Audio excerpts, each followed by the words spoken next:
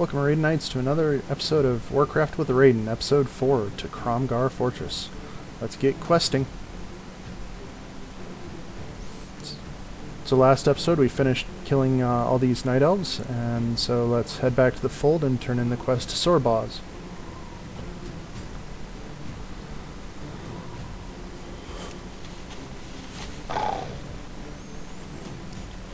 Mount up on our dire wolf and run on up. Back into Horde territory.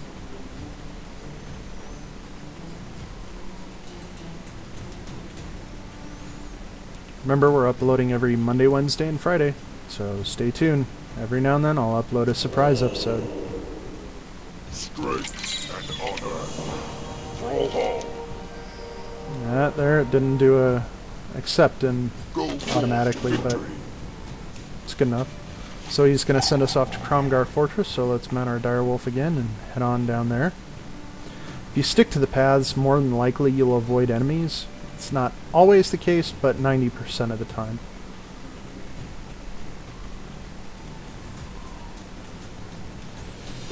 I'm going to be doing some short videos on add-ons in the near future, so stay tuned to the channel for those.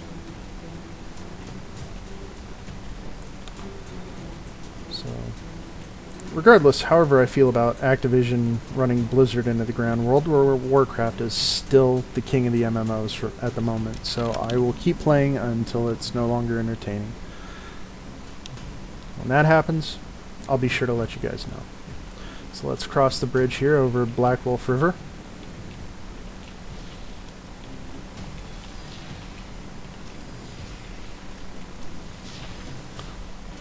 And then let's head up the cliff face.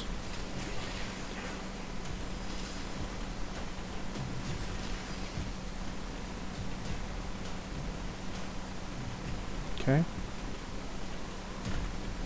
We're going to pick up the flight path up ahead.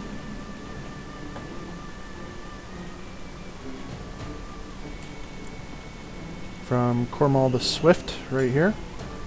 Loktar. We'll head over to the inn and set our hearthstone to this inn so that we can teleport back to it quickly. What now? Embrace the shadow.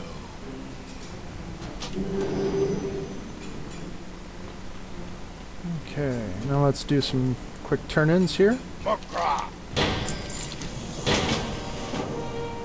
I'm not sure if that was a level up or if that was just some reputation thing that Blizzard decided to do. I think it was just rep. That guy just gave us a flamethrower for What business have you? next set of quests.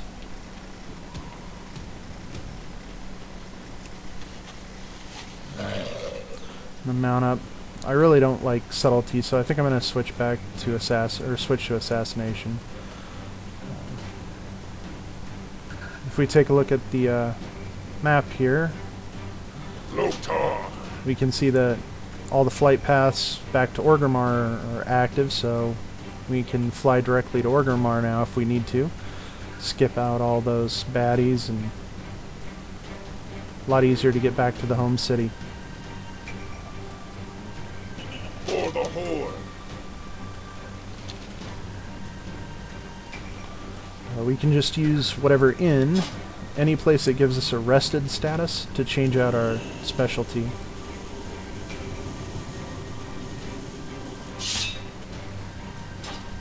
Okay. It's going to take a minute to set up our abilities here. Apologize for that. We will try to cut that out in the future. Keep it to a minimum. Hopefully we won't have to do it again, since we'll already be set as an assassination rogue.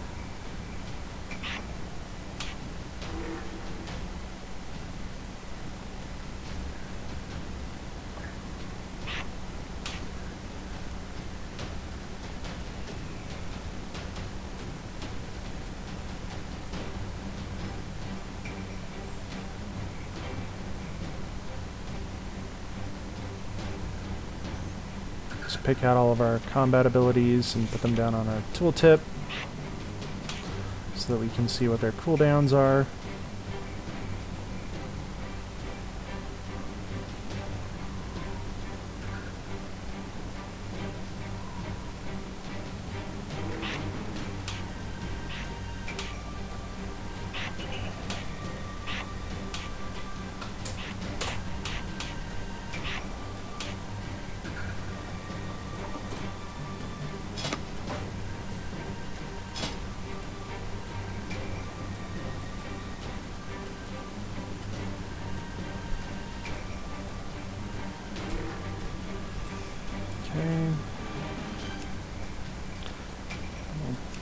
pick that one, set our PvP talent, not necessarily because we're going to use it, but just so it'll get rid of all the notifications that keep popping up all the time.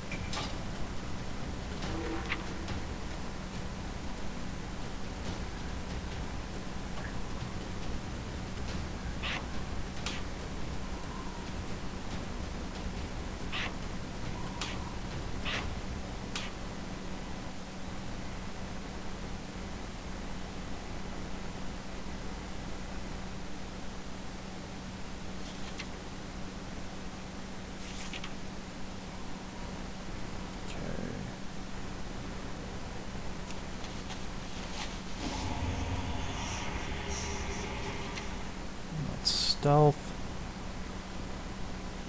Let's see what our ability bar looks like stealth in a minute.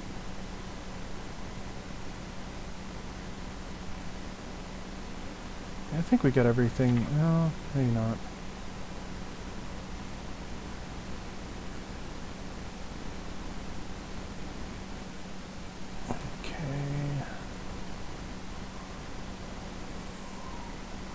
I'm gonna have to rework some of these. So that top line there, the hashtag show tooltip, is incredibly important when crafting macros. And make sure that whatever icon is displayed on the macro is the one that's currently the ability that's selected. So if you use any of the modifier keys like Alt, Shift, or Control, it'll change depending on what you've chosen. That way you don't have to pick a specific icon and have it not be displayed easily. That just gives you an at a glance what is going on.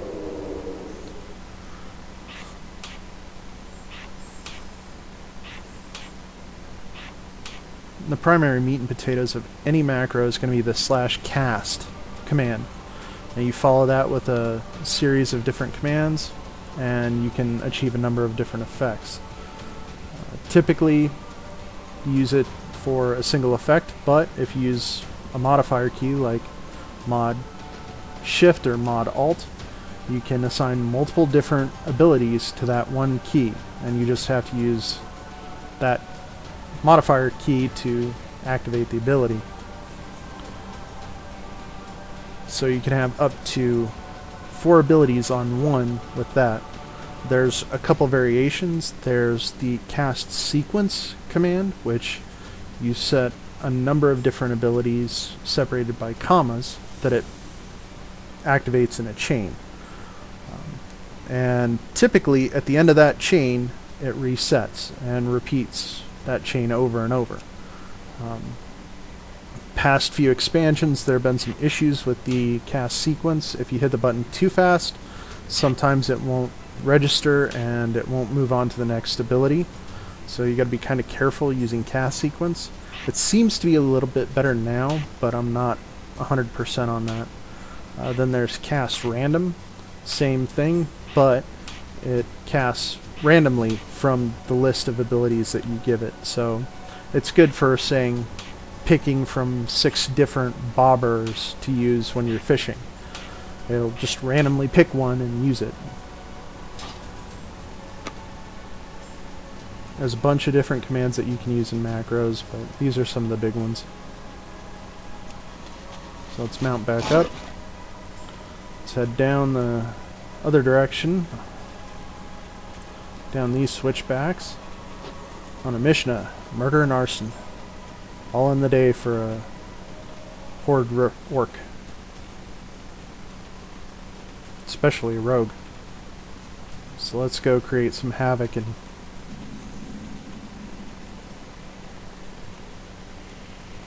the Alliance ranks.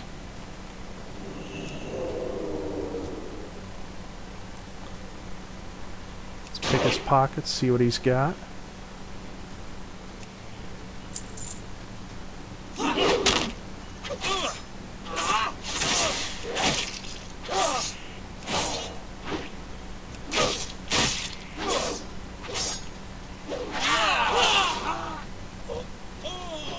Okay, yeah, that feels a lot better to me.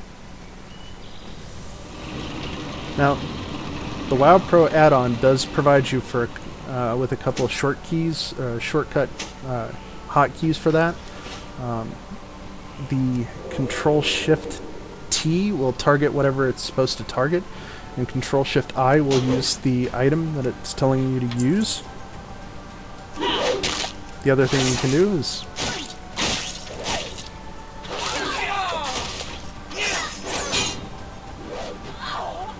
just drag the item to your hotbar and use it that way. Earlier levels it's fairly easy to do. At later levels, depending on the class, you may not have room for it. So remember those shortcut keys.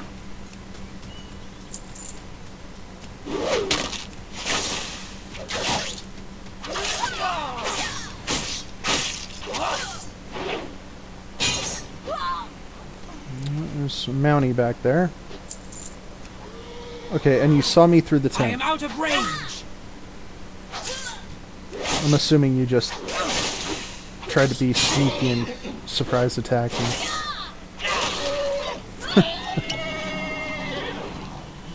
But you're not a rogue. Stop it. It is not ready yet.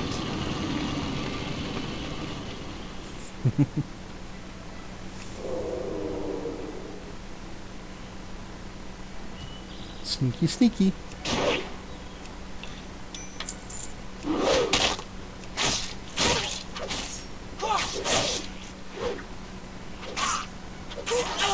Stabby, stabby. And there's a level. Remember, we're not using heirlooms, and we're not using war mode, so it's still fairly fast leveling. Especially when we focus only on the quests that are absolutely necessary to move us on to the next area to get more EXP. Be surprised at the number of quests that are just optional. Now let's go kill Marshal Paltrow over here. Hope he doesn't want to sell us any goop. Sorry, bad joke on Gwyneth Paltrow. Let's get this guy taken care of. For an NPC paladin, he's a pushover.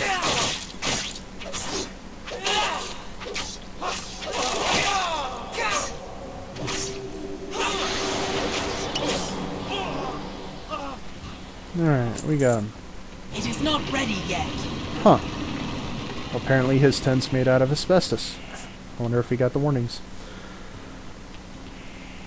Okay, well we only have about 3 more tents left to burn down, so let's get to work on those. Sappy, sappy, steely, steely, stabby, stabby.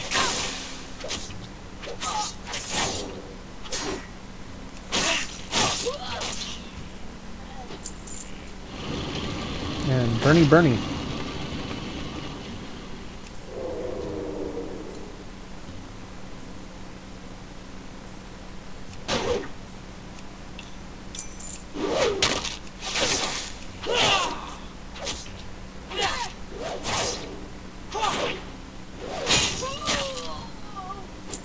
I cannot use that item yet. When we get a little bit higher level, these fights will go a little bit quicker. Since you tend to rack up combo points and throw out all those finishing moves a little bit faster. On top of that, you've got your deadly poison and your crippling poison, so those will definitely be nice to keep them from running away and things of that nature. So we'll head right back up here to Krom'gar Fortress, turn in some of these quests, and see what's going on next time. So remember,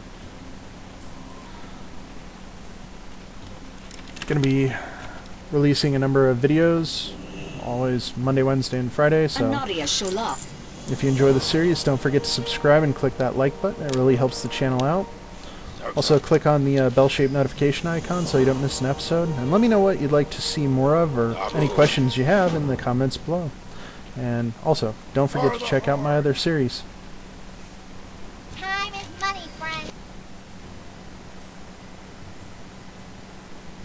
Have a good evening, Araedonites, and I will see you all in the next episode.